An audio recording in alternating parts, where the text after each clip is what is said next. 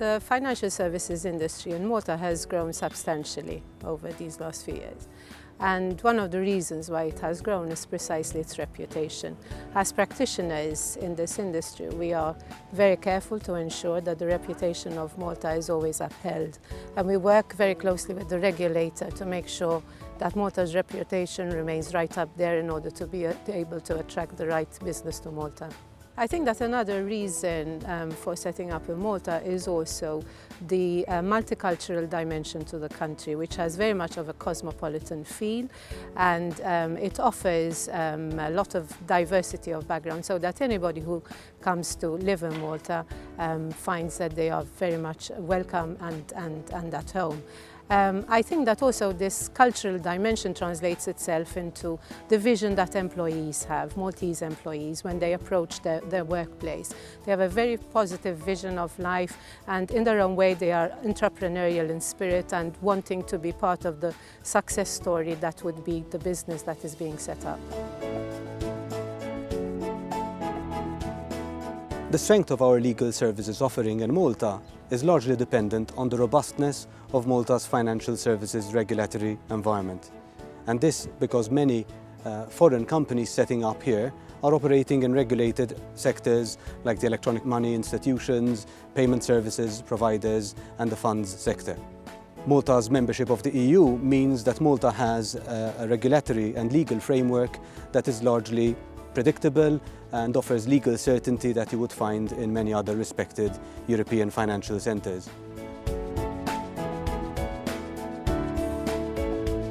Bentley Trust's experience with Malta started in 2003 when we continued from Jersey to Malta.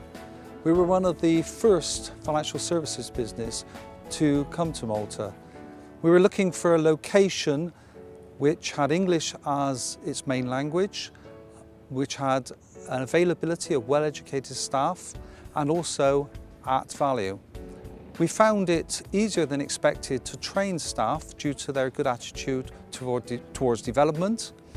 We found a significant reduction in labour cost and on costs, and it has been a profitable and successful move over the 12 years to Malta. During that period, the competence and attitude of the Malta staff have led to a good service being provided to the group.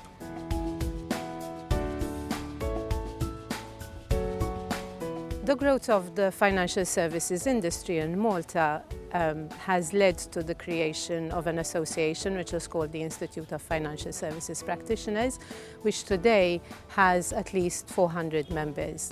The members, which are largely lawyers and accountants and other service providers within the industry, we come together to take positions on changes that have to do with regulation, changes that have to do with tax, and we consult with government and make sure that the position of the industry is very much at the forefront of any changes that we see coming through in regulation and legislation.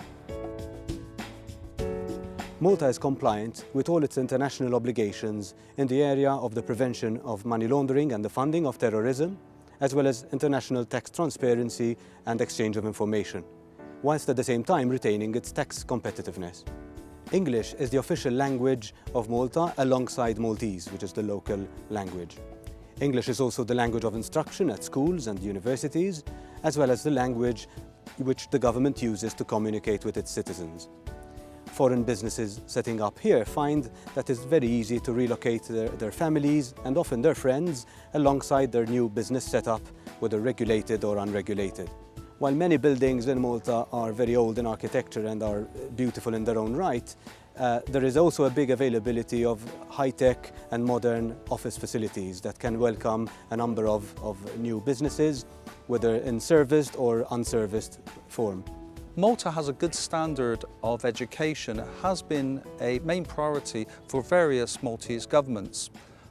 Most notable is the university, which is 400 years old and generates 12,000 graduates per year. I still believe that Malta represents good value for labour cost, especially when compared to other European financial centres. The service of practitioners is at a good standard, and it's still small enough to be personal. The banks in Malta have very good links with the outside world. We have global banks such as HSBC, and these banks have very strong correspondent banking relationships, which obviously from an international business perspective is very important.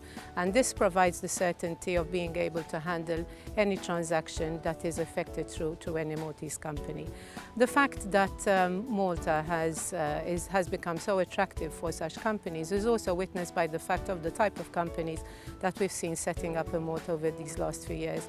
And these include names like Vodafone, like Nissan, like Merck and BMW. All big names that go to prove that Malta is definitely the place to be.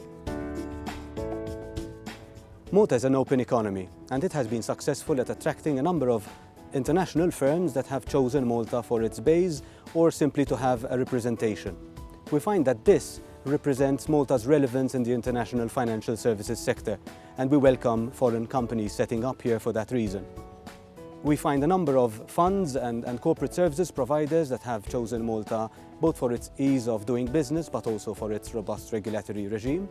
All the major accountancy firms, both Big Four and mid-tier, are present in Malta, and most law firms in Malta are actually part of networks, international networks, that give them international reach and expertise.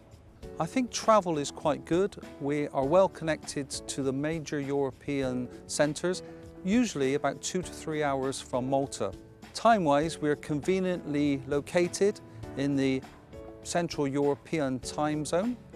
Really, I think Malta must be well connected because the number of international trust companies now operating from Malta is 17.